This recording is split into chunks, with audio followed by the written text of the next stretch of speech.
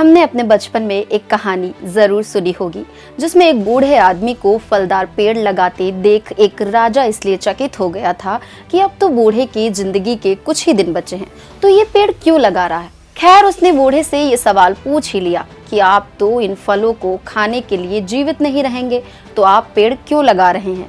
बूढ़े ने जवाब दिया कि मेरे पूर्वजों ने पेड़ लगाया तो मैंने खाया, और अब मैं लगाऊंगा तभी तो मेरी अगली पीढ़ी खाएगी।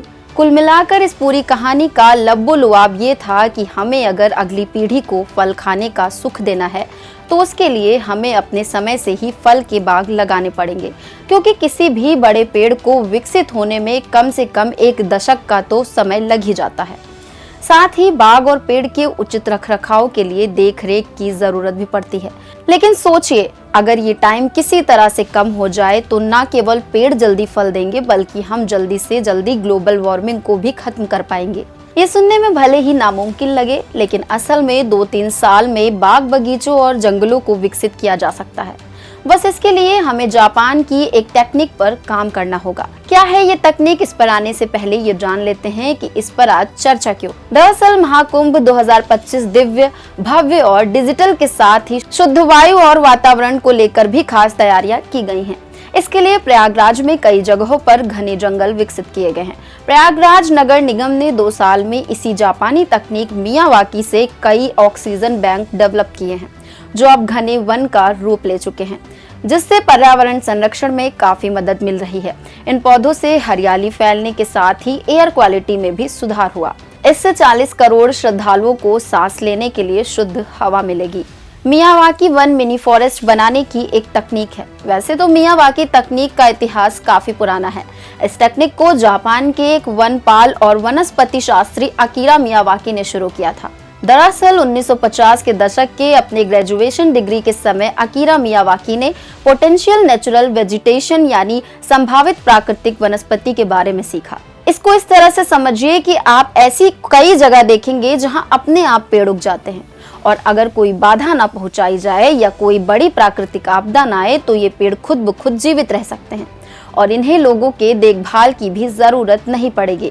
मियावाकी ने जब इस तरह का ऑब्जर्वेशन किया तो उन्हें पता चला कि देशी वनस्पति की 4 श्रेणियों के कम्युनिटी पेड़ यानी मुख्य वृक्ष प्रजातियां, उप प्रजातियां, झाड़ियां और जमीन से ढकी जड़ी बूटियों को एक साथ रखकर एक घना वन बनाया जा सकता है। इस तरह के ऑब्जर्वेशन और अपने PNV और फाइटोसोशियोलॉजी के जरिए उन्होंने प्लांटिंग की एक टेक्निक डेवलप की, जो पिछले सदी के 90 दशक में कम से कम समय और मिनिमम जगह में भी वन बनाने वाली सबसे लोकप्रिय टेक्निक बन चुकी है।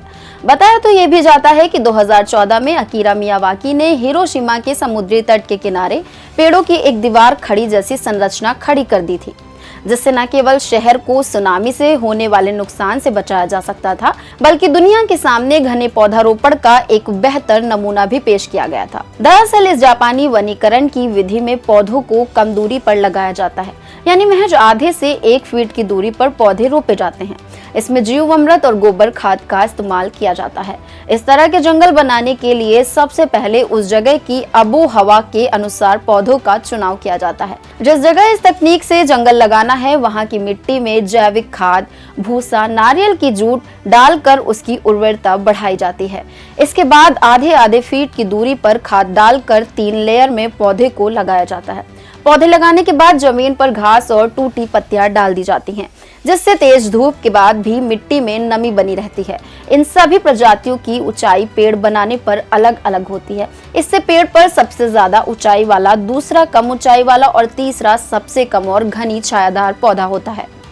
इससे होता क्या है कि पौधे सूर्य की रोशनी हासिल करने के लिए ऊपर की ओर बढ़ते रहते हैं और उनके नीचे के पौधे भी आसानी से ग्रो करते रहते हैं। इस प्रकार के जंगल हर उस जगह पर बनाए जा सकते हैं जहां कम से कम 8 घंटे सूर्य की रोशनी पहुंचती हो।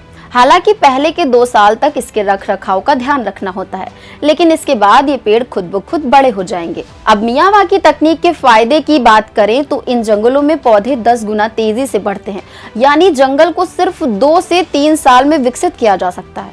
हालांकि इसी जंगल को पारंपरिक तरीके में विकसित करने में आमतौर पर 2 से 3 दशक लग जाते हैं। अब चूंकि ये जंगल ज्यादा तेजी से बढ़ते हैं और इस प्रति वर्ग मीटर में 2 से 4 पौधे लगाए जाते हैं, इसलिए सघन होते हैं, जिसके चलते ये 40 गुना ज्यादा कार्बन सोखते हैं। यानी इनके जरिए ग्लोबल वार्मिंग को जल्दी खत्म किया जा सकता है। शहर के आसपास बने मियावाकी वन तापमान घटाने के अलावा वायु और ध्वनि प्रदूषण को भी कम करने और कार्बन डाइऑक्साइड को सोखने में मददगार होते हैं। यही नहीं, बायोडाइवर्सिटी का हॉटस्पॉट बनाए रखने में भी बेहतर है। शहर के आसपास बने मियावाकी वन तापमान घटाने के अलावा वायु और ध्वनि प्रदूषण को भी कम करने और कार्बन डाइऑक्साइड को सोखने में मददगार होते हैं। यही नहीं, बायोडाइवर्सिटी का हॉटस्पॉट बनाए रखने में भी ये बेहतर हैं। कुल मिलाकर जलवायु परिवर्तन को भी चुनौती के विरुद्ध ऐसे वन कारगर योद्धा साबित हो सकते हैं, जिसके चलते पूरी दुनिया के देश इस पर काम कर रहे हैं। द गार्डियन के अनुसार बेल्जियम और फ्रांस में 40, नीदरलैंड में 85, जबकि भारत में 100 से अधिक मियावाकी वन विकसित किए जा चुके हैं। यही नहीं, गुजरात में केवड़िया में एक विशेष मियावाकी जंगल विकसित किया गया है। इसे टूरिस्ट प्लेस के तौर पर भी जाना जाता है। खैर, ये तो हुई आज की चर्चा। अब बारी है आज के सवाल की, विश्व का सबसे बड़ा मियावाकी वन कहाँ विकसित हुआ है? जवाब हमें कमेंट बॉक्स में जरूर बताएं।